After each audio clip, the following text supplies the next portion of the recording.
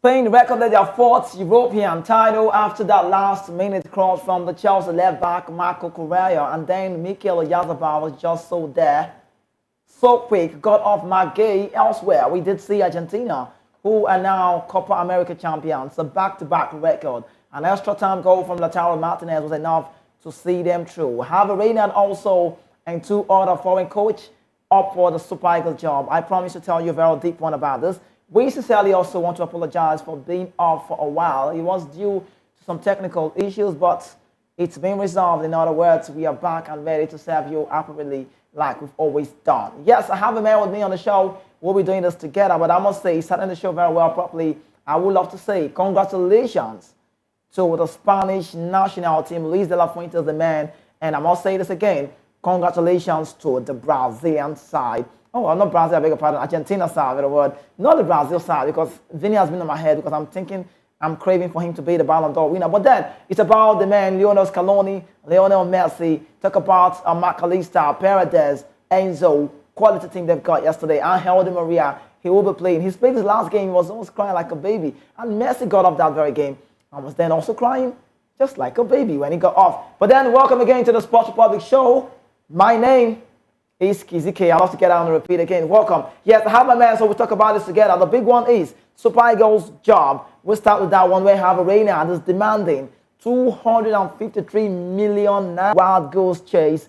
Egypt, you need to know, the Pharaohs are also reportedly dangled on the chase about that very man, and $1.9 million to Reynard. While his name has been brought into discussions as regards the new coach of the United States of America, the 54-year-old Frenchman have won. You need to know, keep a tab with that man. He has won the Nations Cup with Zambia and also the Ivorians. Now, it would be recalled that immediate past foreign coach of the Super Eagles, Jose, my friend Pesaro, had to take a huge pay cut to extend his contract till the delayed AFCON in Ivory Coast. Pesaro also was one of, just was on the $70,000. That was the money amount when he started out with the Super Eagles coaching job. But this was later slashed to $50,000. That's a slash, you see. Now, even at that, he was owed for as many as 13 months at a time. Sport Minister John Enor also has maintained that it's the responsibility of the NFF to pay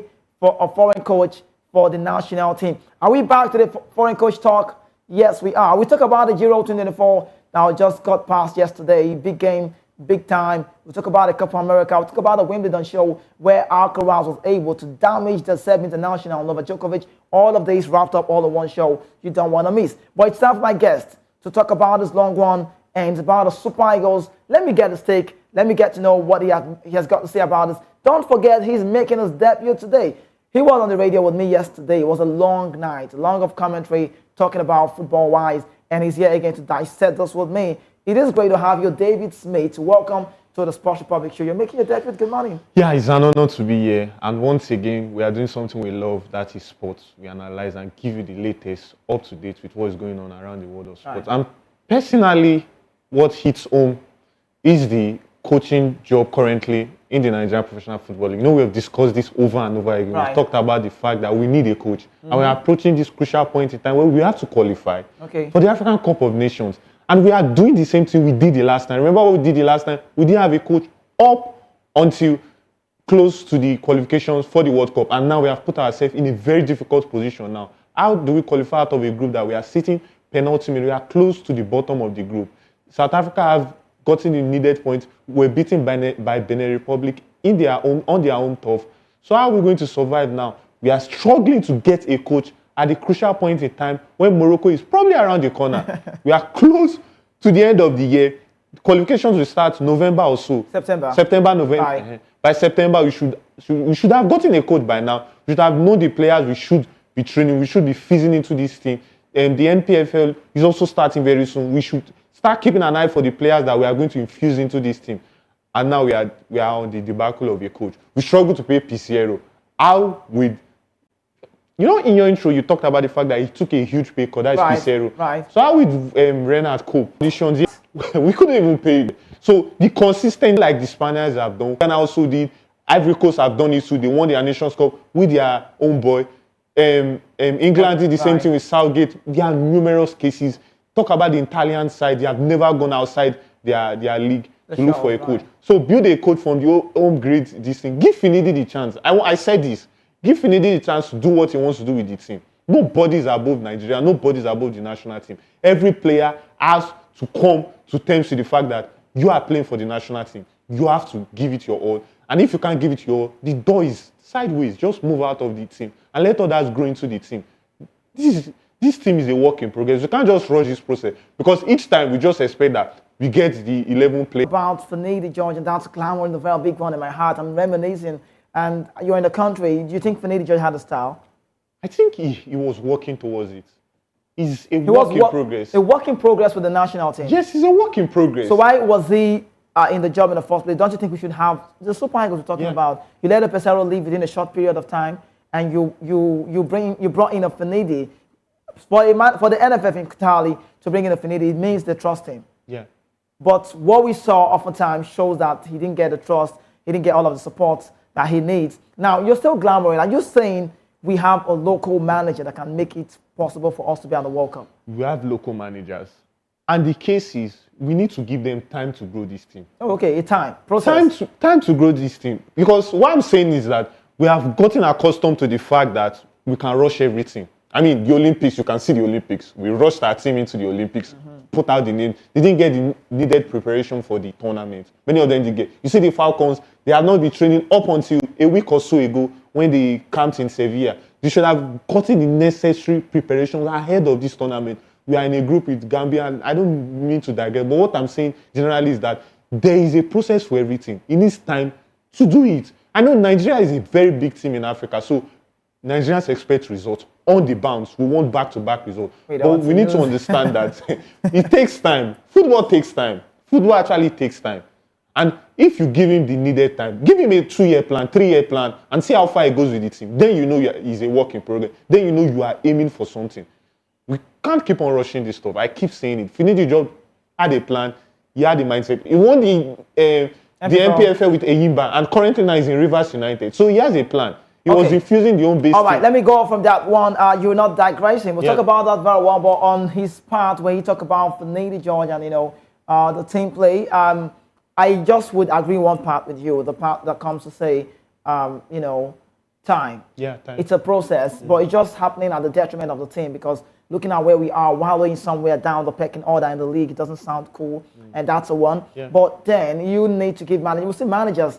Big coach like Sir Alex Ferguson, when he came at United, wasn't so easy. Yeah, he was. And he struggled a little bit, but he got on the job. Jurgen Klopp as well, when he made a move from Liverpool, from Mainz, coming to Dortmund and leaving from Dortmund to Liverpool and the rest of that, he had all the time. Just like you say, but that's on one side. A lot of Nigerians will disagree with you or for Finidi George still on the job. But let's talk about this one quickly, about the Gambian. According to reports, we learned that former Gambian coach Tom Saint-Fiet has also been grilled by the NFF Technical Committee for the vacant Super Eagles job. It was a virtual interview. You need to know now the 54-year-old Belgian international is currently in charge of the Philippines after he was appointed in February 2024. He came very close to leading the Super Eagles in March 2012 when he was appointed by the NFF as the technical director, only for the sport minister to later overrule that engagement. It was always my dream. Let me quote the man you have on your screen. He said, "It was always my dream, and it's always my dream to work with the Super Eagles." Saint-Fiet said this in the newspaper interview that was last year. He said, "For me, they are probably the strongest football nation in Africa with so much quality in the local league and in Europe. What Morocco did, Nigeria could have done many times, reaching the semi-final and even more at the World Cup. If they had the right coaching strategy and right tactics, they would have achieved that. That's the reason I was interested in the Nigerian job in 2010, 2014, 2018, but it didn't come to me, and hopefully if it happens in the future, it will be great." Now, he went as far as saying it's always a dream that I'm convinced that I'm the coach. I am the coach. He's saying now that he is the coach that can guide Nigeria to that exceptional success, both at the AFCON and the World Cup. He was the coach of the Gambian national team, you need to know, between 2018 and 2024, better word. Now, during which time he guided them to the quarterfinal of the delayed 2021 AFCON in Cameroon. He also headed Zimbabwe, Namibia, Malawi, Togo. According to some sources, it's reported that the NFF have made contact with the representative of Harvard Steve Mclaren and okay, talk about Storm Fate for the Super Eagles job. It's a whole lot to be looking into that. We'll talk about McLaren next, but Storm Fate knows the African job. See, let's get it right. Yeah. Javi Reynard is demanding 253 according to report. 253 million naira sounds very big. Yeah. Can we pay the money? Go check in dollar. It's 180,000 US dollar. Pesaro was taking the 70,000 US dollar. Pay cost was 50. We still owed him. Now this man loves this job. He loves. You can see him. He sounds like he's the messiah of Nigerian football. He wants to get on the job. He likes to be manager of Nigeria. But Tom Fate, who's sounding so passionate about the Super Eagles job, you don't think the NFF should just maybe look his way? He wants us to call him. I will say this. I will say the NFF are not really serious about having a coach. They just want someone to take them to the World Cup and move on. And it's still this jump and start mentality always doing. Push and start, rather. Push and start. You know when you come down from a downfall, it does not work. You push it, then you run inside, it stops again. That's what we do. Once we get to a point that we can't do it no longer, we leave it open, then wait for some time again, close to a tournament. We do the same rush approach to everything. This coach won't take us far. We all know that. We all know it's just a matter of time before he openly comes out and says the NFF can't pay him. And it's going to be an embarrassment for us. So what we need to do now is we should pick. We have 8 great coaches. They are doing brilliantly well. With the under 17, with the under 20, they are doing very well. What do you need to do? You take them outside the shows, let them gain 1 or 2 experiences, get a FIFA license A or B coaching certificate, and work on themselves. Then come back and build our team. We need to stop bringing foreign coaches into this team and expect magic to happen. And when it does not happen, we throw them out again. We do it over and over again. It shows we don't have a plan. We basically don't have a plan. We did it with Raw. Raw had a vision. We did it with Raw. Now we did it with Pissarro. We pushed Finidi into the job. I would say he shot himself in the foot because there was no other coach at that point. Yeah, he should have said no. He probably should have said no. But I felt he had a plan in place. But NFF went behind his back, and he heard rumors about the fact that they were going to appoint a technical director behind his back, and he probably flared up and was like, if it was you, I mean, he wasn't comfortable. He wasn't giving free rein in his team. Yeah. And the ego problem in the Nigerian Super Eagles is another problem on its own. And you now compound the NFF interference. It's an entirely different ballgame. It's very, very political. So if you need to be in that team, you need to understand the clients, you need to understand everything going on in that team. And Finidi is probably the best we can have currently now. I feel it's the best. You're not going anywhere. You're not changing it. You're still standing strong for Finidi, George. What is about Finidi? You tell me. Hold on. Stay with me. Now, another report says that former England coach, let's talk about this one, former England coach Steve Mclaren has been shortlisted for considered or considerable, just as the man for the new Super Eagles job. We first also reported that former Cote d'Ivoire and Zambian AFCON winning coach Javi Reynard is one of the 3 foreign coaches listed by the NFF for that very job, the Super Eagles post. I'm not going to make me go apply because everyone is just trying to do this. Now, these are all foreign managers. Now, Mclaren, who held sway as the coach of the 3 Lions of England between 2006 2007, just like a year, has also made the shortlisted people, or he's also shortlisted for that very NFF Executive Committee. Now, he was also the trusted assistant to Sir Alex Ferguson when Man United clinched a historic treble in England.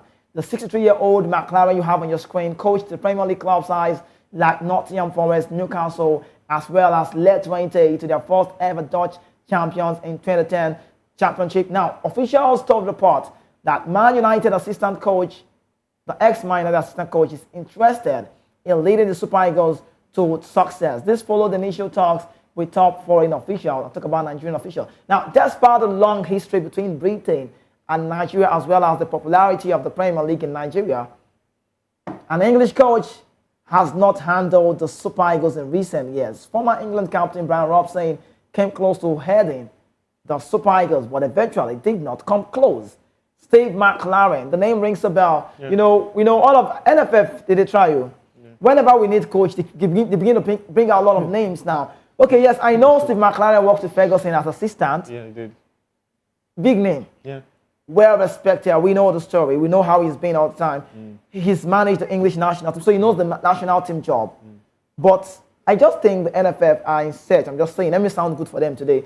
I think they are in search of a foreign manager that knows the job in Africa. You just cannot go get a foreign manager entirely that don't know the African roots. Tom Saintfiet know the African job. Yeah. Harvey Reynard knows that. I mean, won the Nations Cup twice. Yeah. Zambia. Who's Zambia? Chipolopoulos, no disrespect. Yeah, no. But you know the story. I also give the Ivorian the 2015, that trophy. Yeah. They won't forget in a hurry. Now, you know, when you're being sought out for, you can come with big pride. Yeah.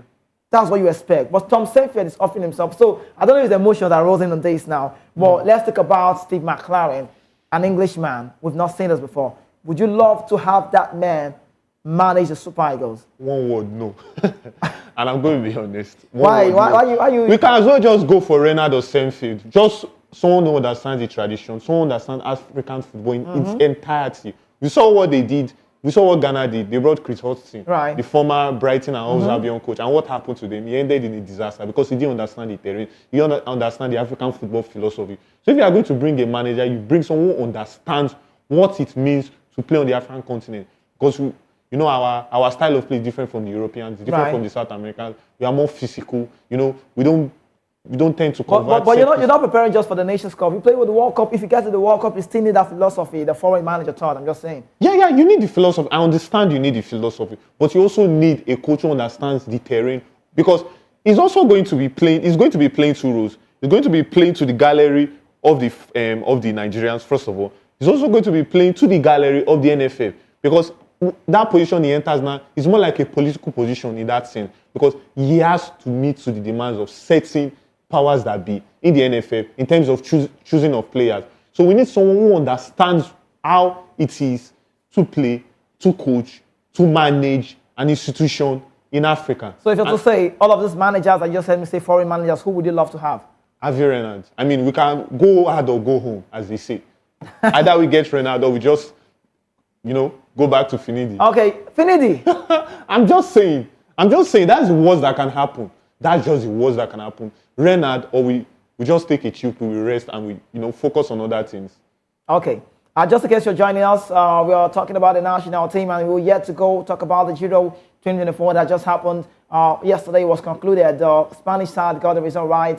Copa America was excellent, but then Mikel Oyarzabal goal was absolutely great to see. Good cross from Marco Correa. We'll bring it back again. We'll talk about that. Don't go anywhere. Now, Harvey Reynard and two other coaches we already told you shortlisted for the Super Eagles job. Let's let you know that reports today tell that the NFF, the technical committee, has recommended Harvey Reynard and two other foreign coaches to be considered to lead the Super Eagles. The NFF executive committee will now decide on who will be the next coach for the Super Eagles, and this is great to know. Now, the immediate task of the new coach will be the 2025 AFCON qualifier, which gets underway in September before the resumption of the 2026 World Cup in March 2025. It's also reported that the NFF have already contacted Harvey Reynard, who won the AFCON with Zambia and the Ivorians. Now, let's tell you again that you need to know Harvey Reynard's contract with France women's team will be up after the Paris 2024 Olympic next month. At first, reported by reports saying the Frenchman has demanded, he's wanting us to pay him now a monthly salary of $180,000 among other things. Now, that's condition. Now, the technical committee meeting on Friday in Abuja that shortlisted the coaches was chaired by Sheriff Rabiu Inuwa Alhan. Now, the members in attendance were Felix Ayanseyagu, Felix Owodabi, Yinka Olagbemiro, Victor Ikpeba, Amino Kofi, Austin Iguavo, who is also the technical, talk about the NFF technical director. A lot of people are not saying, people don't like him like that. I'm just saying they don't like him in that position. They feel like he should leave. Now, you can see now it's not just about we in the studio talking about it. It's a whole lot of body, the NFF. But you want to advise them to make a right decision. Can you advise the NFF this morning? Yeah, they can make a right decision. But it's going to be detrimental because this is like kicking a dead horse at this point. This is August. We are approaching very soon. Right. And the qualifier starts in September. Either you make the decision now or you prepare for the consequences. And one thing I need to say, if they jump into this world they have dug now, if they jump into this world they have dug, they should make sure they are able to pay the manager. Or else we'll be back to this same situation by the quarter of next year all over again. But that money, is that money big? The money is big. They couldn't pay Genetro 9 million. How will they pay 180? But do we have that money? We don't even generate enough money. I think I said this once at some point. The fact that we have not been able to harness our football We have not been able to use it to generate money. We don't have the marketing tools. And MPFL is working, it's a work in progress. Right. Our Super Eagles social media handles are not they are not being, I don't know. I'm trying to portray it in a good light, but it's very, very sad. Because I go on social media, even the Finidi George, we didn't see it on social media at some point. We didn't even know. It was speculations, and we finally got it out of a foreign handle that he has stepped down from the job. NFF didn't report anything to us. They always keeping us in the light until the time before we get news from them. So is that a functional system? Is that a functional federation? A friend of mine told me that Nigerians don't see sports as a business. We don't see sport as a business. Thank you. That's the exact phrase I was looking for. We don't see sport as a business. Even though we should be milking this thing. We should be milking our Nigerian Professional Football League. We should be milking our Nigerian Women's Football League. We should also be milking the national team, getting enough sponsors. And why they are so bent on going to the World Cup is because of sponsors. Because once the sponsors don't come, they relax. And once those sponsors don't come, remember what happened to our national team? They just get isolated. And they want that money from sponsors. That is why they are trying their possible best to push us to those tournaments. They want that money. Okay, he's not hiding the words. The NFF needs that money just to be at the World Cup. Quick one, let's let you know the deep assumption is still out there. A lot of people are still waiting, saying, we want to see Victor Osimhen come out in public and say, yes, I'm sorry to Finidi. Yes, one man is optimistic this morning saying, Osimhen must have apologized to Finidi. You know, I talked about this the other time. But former Nigerian international John Ogu says he's very sure that Victor Osimhen must have apologized to former Super Eagles head coach Finidi George over his social media rant. Recall that Osimhen eruption occurred after Finidi resigned as the head coach of the Super Eagles and was quoted to have said he can't beg Osimhen to play for the national team after the player withdrew from their last 2026 World Cup qualifier due to injury. We know the story now. However, in a chat with reports, Ogu John stated that Osimhen shouldn't be judged by his actions. I know Osimhen very well. Even in his under 17 days, I know the boy as a good boy. A boy that is respectful regardless of who you are. At that moment, when someone accuses you of something, you may lose control. It's ideal. That's the manner of life. He went as far as saying some people need to speak what is on their mind or they can't sleep. Victor Osimhen, did that. Has he apologized? Yes, I'm sure he has. What state? You're from what state? You said? Your state? My state, Edo State. Edo State. Yeah. Osimhen from Edo. Edo, yeah. So I was going to ask you if Edo people are very stubborn, but I'm not going to say that. I'm not going to say that. Let me bring it back to the studio talk. Osimhen have not, and I say, and I quote, have not come out on social media, have not come out in public to announce and say, yes, Finidi, I'm sorry for what I said. But I think I'm thinking and I'm reminiscing. I'm feeling like he has done that inside. But the people on the outside, we want to see, personally for me, I would love to see that. It's a brand. Osimhen is a big name, number 8 in the Ballon d'Or records. We want to see Osimhen come out and apologize to Finidi George. But yet, up to date, he's not done so. But John Ogu, who knows him well, has come to say he must have apologized. Do you think Osimhen has apologized? Well, if he has apologized, he's probably behind cameras. And I probably think with the stature he has in this team, with the influence he wields, and, African footballer of the year, he probably would have apologized to this. They probably would have ironed it behind camera. So I probably think that was what he would have done in the first place. He could have ironed it behind the cameras and not exposed it for everyone to see, for Nigerians to see, for Africans to see, for the entire world to see. That was the first move he could have made. So probably, I don't know, I can't say, but I feel he has. He should have. It's just normal. It's just common courtesy. Common courtesy. Yeah. Okay, so we'll give you more updates before we talk about the Euro possible move. Mourinho to sign Super Eagles striker for Fenerbahce. Fenerbahce manager Jose Mourinho is now eyeing for Terry Murphy as an additional to his squad this summer. Mourinho is plotting his way into toppling Galatasaray in the Turkish league. He's now identifying the need of a top striker ahead of the new season. Mourinho currently has St. Jays under Emery Moore and Mehmet Nayer as attackers, but his number one target right now is Edin Dzeko. And according to Conrad Gloklo, a report in the Fenerbahce side of in Turkey side, Terry Murphy is one of the attackers on the transfer list of Fenerbahce. Murphy, you want to see him make a move to Turkey? Yeah, Nice. I want to see him play under one of the best managers. Oh, play on that? Okay. So we understand. All right, MPFL, quickly, let's give you updates. MPFL, Kano Pillars appoint Paul Ofor as the new head coach. Paul Ofor has been appointed as the new head coach of Kano Pillars Nigerian Premier Football League side. He signed a 2-year contract to lead the team, replacing Abdul Makaiba, who also resigned at the end of the previous season. Ofo has previously experienced as a head coach, having led Sporting Lagos to promotion to the top division. However, his appointment was later cancelled by the Kano State government, Kano State government due to irregularities in the hiring process. Paul Ofo back to job again. Sporting Lagos on relegation notes. Good news? It's a good news, but once again, they don't go through the proper channels of doing this stuff. And I hope, I pray, because he's a very brilliant coach. I saw what he did with Sporting Lagos last year. He's just very unlucky. They played brilliant football. He's a technician, to say the least. They play from the back. Yeah, I like them. Their build-up play is perfect, like European style. I'm not even exaggerating. I saw them on multiple occasions playing in Lagos, and they are very beautiful. He's just traveling away from home that they have a little issue with. So it's probably something he should work on, and I'm sure he will do that. What will this man be bringing to the team? Talk about kind of pillars. First of all, he will bring experience. He has amassed a wealth of experience. Second of all, he wouldn't want to repeat what has happened the last time. So I'm sure he would want to push Kano Pillars to higher grounds, because they are former champions also, and we know the pedigree they have. We know Sani Abacha Stadium is like the biggest fortress in Africa, not just Nigeria alone, but Africa is a very, very, very hard place to play. So he's probably going to, build this team, develop them, gel the old crop of players with the new ones they are going to sign, hopefully before the transfer window closes when the league starts. Okay, you will recall that I told you about that man, Paul Ofo. He was in the news. He was about making a move to Eyimba, but the Lion Watcher remains with the team. But let's talk about the one coming very close, 26th July. And then Paris 24. I have confidence in my players.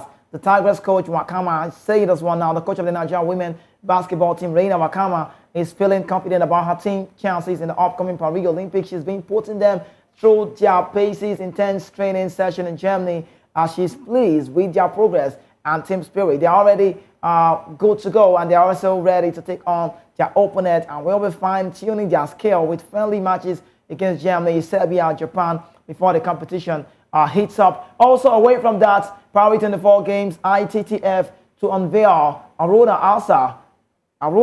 Asa, potential opponent for Tuesday. The International Table Tennis Federation is set to announce its latest ranking, which will reveal the potential opponent of the top African player, Kodri Aruna and Omar Asa, at the Paris 24 Olympic. Both Aruna and Asa are highly seeded, highly anticipated, highly, very, very big, and will start their campaign in the second round. They have made history with an impressive performance, in their game, and the announcement will be made on Tuesday, and fans cannot wait. They are eagerly awaiting that very news. And that is all we can give you for now. We go on a quick break. When we return, it will be time to talk about the King of Europe.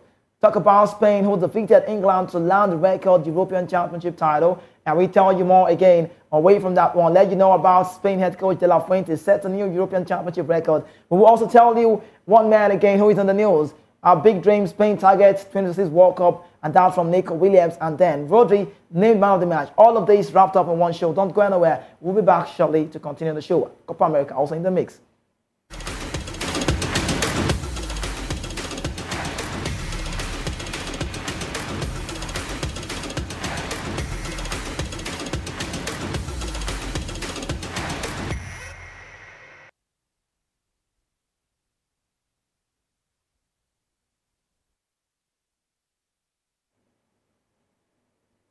Welcome back from that quick break. We saw what happened yesterday, but you're still watching Voice of the People television. It's time for us to give you an update about the European scene, what happened yesterday. King of Europe, you could say, great team they have, great team they will always be. A late goal from Mikel Oyarzabal and Spain, a 2-1 victory against England in the final of the European Championship in Berlin, Olympia Stadium on Sunday. Spain have now won a record of 4th European Championship title, having previously won it back in 1964, 2008, and 2012. They have now surpassed Germany, who had the most successful team in 3 titles, won back in 1972. Was I born then? No, 1980 and 1996. It's now back-to-back Euro final defeat for England, who are also, were on the losing side when they were beaten on penalties by Italy 3 years ago. I would not forget the goal missed by Saka, Sancho, the bicycle say, okay, no way. Now, after a goalless first half, Nico Williams opened the scoring for Spain in the 47th minute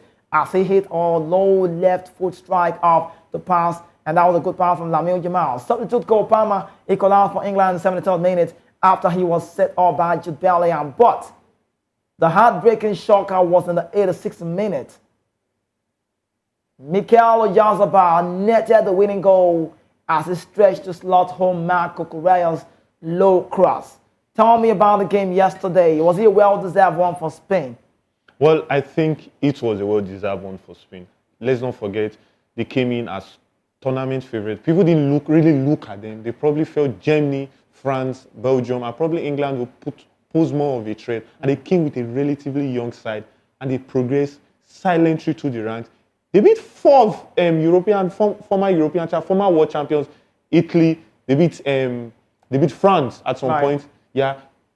Semi-finalist Croatia. They also beat Croatia. They conceded against Georgia. But they came back with fury. They came back like they knew what it meant. And this is what this Spain side can bring to you. The normal tiki-taka, which used to be their philosophy, has been blended with this directedness that Luis de la Fuente has brought to this side. And it's a brilliant blend of youth and experience. And that is what we want to see from any national team. Be able to bring the old heads into the team and merge them with the young legs into the team and create a perfect blend of football.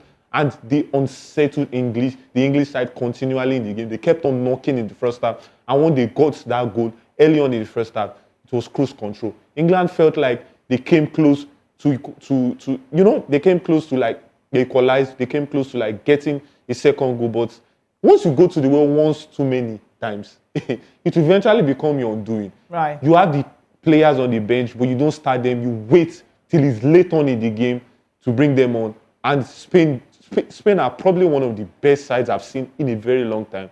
They did England dirty, but England did themselves dirty because they didn't make the necessary preparations for this tournament. They didn't put out their best foot forward, and it was their undoing.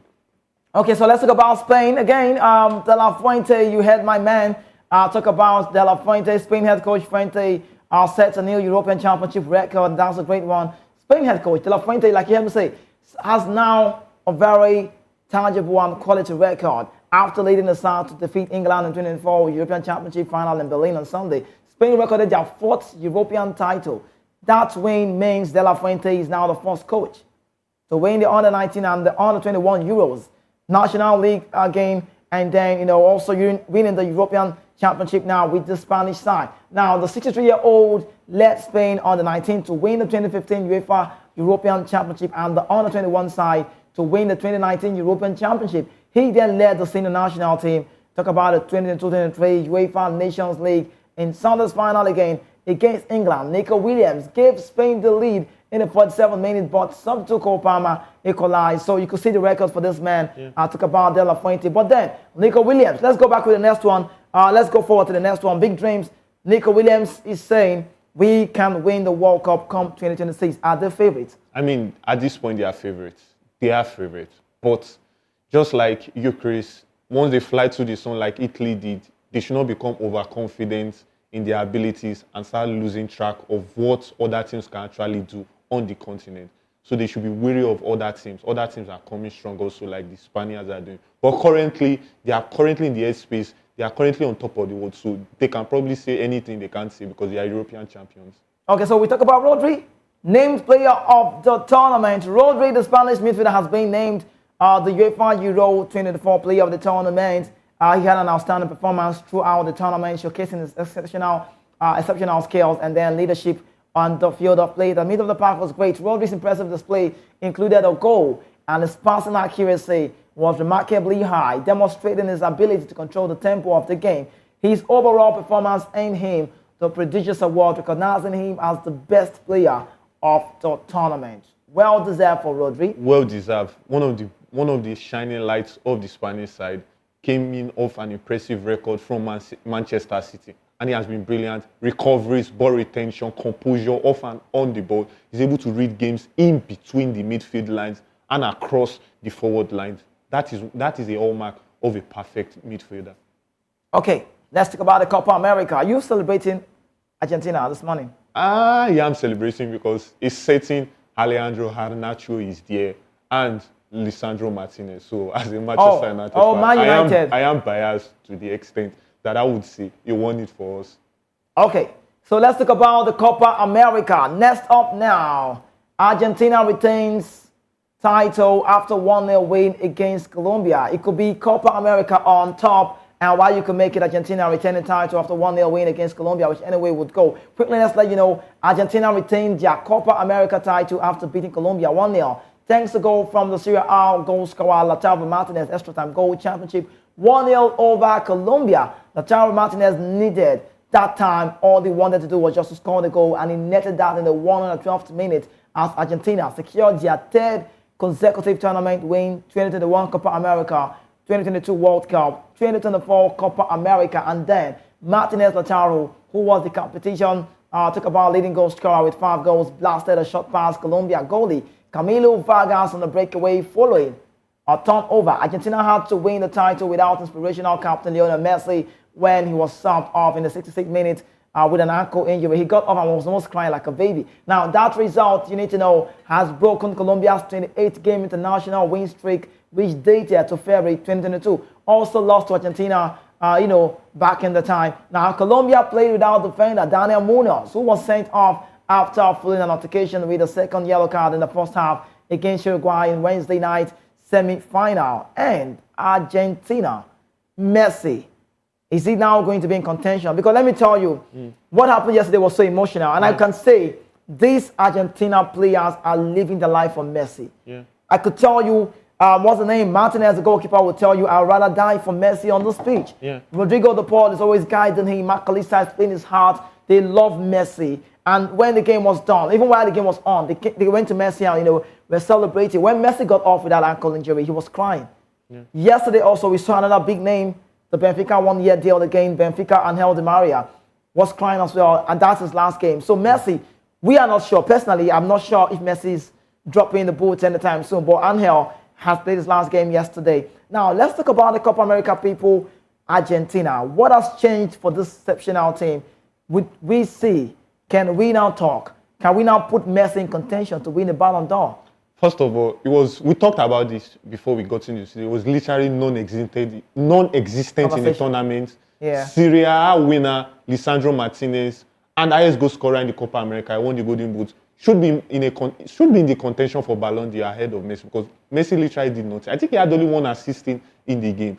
You can heap all the praise around Messi, but this team did it on their own, and let's not limit the influence of many of these players in winning this tournament and get carried away with the fact that because of the status Messi has incurred over the time, that is the only player that can do magic for them.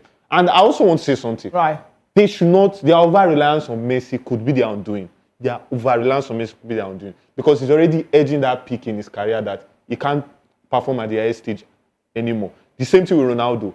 They can't perform at the highest stage. And once you keep relying on them, and these players keep fizzling out of this team, it will be another issue of Spain all over again. It will be another issue of Germany all over again. When your old players have gotten old and you can't transition into the new generation. Croatia are also facing this issue now, the likes of Modric, Rakitic and everything.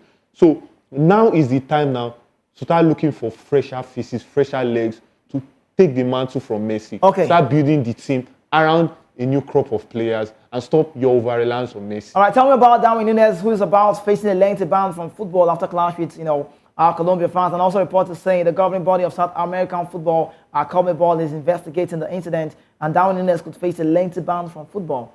Would we love to see this? For me, no, but... I mean, we saw the videos. He jumped into the crowd, which he was not supposed to do, but according to reports, he was trying to protect his family, and the necessary authorities, the policing authorities didn't do enough to protect the fans. We waited for yesterday's match. Right. On and on for a very, very long time, waited. And still the same issue that happened in that game is what happened again yesterday. Early hours of this morning, rather. They postponed the game because the security personnel could not keep the crowd in check. So what is South American football getting into? Very rowdy and very difficult. Actually spot on. Very rowdy, very difficult. Wrapping up on the show right here on Voice of the People Television. We are talking about Sports Republic. It's the last one. Wimbledon 2024 title. Alcaraz outplayed me.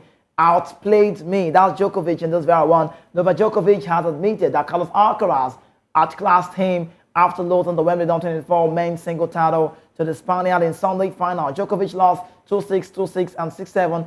You could say 4-7 as well in his straight sets. marking the second in succession after suffering a defeat in the 5-set epic last year. According to reports, the seventh international expects optimism to fight another day. He said he was the better player from the beginning until the end. Djokovic admitted this, I'll do that just overall the way I felt on the court today against team. I was inferior on court. That is it. He was better player. He played very single shots. He played every single shot better than I did. Djokovic also added, saying, I tried to fight my way in the third and come back. 7-3 match point, extended the match a little bit, but I guess it was inevitable for him to win today because he was just coming out of the court and better quality tennis. It's as simple as that. Now, he went as far as saying, yes, I lost to a big player. Now, young champion, wrapping up, winning second Wimbledon title is my dream come true. This young man, Carlos Alcaraz, is so young. This one is like the Lamine Yamal of tennis. Yeah. Talk about Alcaraz telling me, Djokovic losing. Did you see that coming? Sincerely, tell me. I did see it coming. Remember, Djokovic lost early on this year. And I would say something that is actually quite funny. Okay. Djokovic did this a lot to the likes of Roger Federer and Rafael Nadal, especially because of the fact that they were already aging. And he had the youth, he had the experience, he was bubbling and all. And he's just coming all over again. He's very old. Let me not say very old. He's already edging that period in the time where he needs to call it quits. The injuries has really hampered him. And he can't be competing at the highest level with players in their youth as Carlos Alcaraz, who is very brilliant. He has this incredible serve.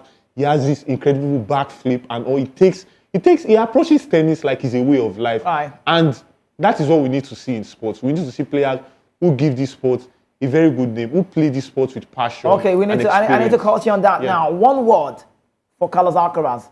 Like I said on radio, brilliant. Brilliant. Thank you so much, David Smith. Name sounds British. I love the time with you. I had fun, sincerely. Good analysis. Wonderful out time with you. I will do this again some other time, hopefully. Thank you so much. All right, thank you so much for staying back with us. You're still watching Voice of People TV.